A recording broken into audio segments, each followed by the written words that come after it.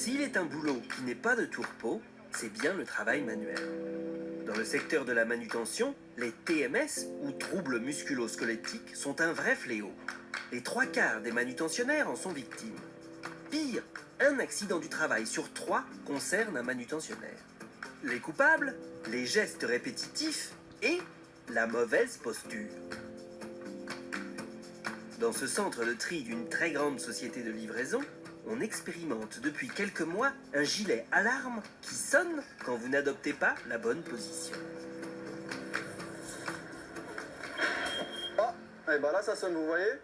Donc là c'est la position, c'était pas bien. La bonne position c'est ça, c'est plier les jambes, plier les genoux, comme ça, hop.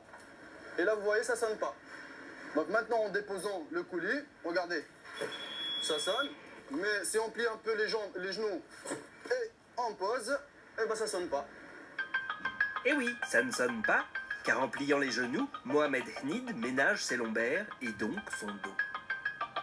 L'inventeur de cet étonnant gilet, c'est lui, Henri Wouters. Depuis des années, il anime des formations pour apprendre les bons gestes aux manutentionnaires. Et il s'est rendu compte que la théorie, ça ne suffit pas. J'étais frustré de constater que les gens adoptaient à nouveau des mauvaises postures.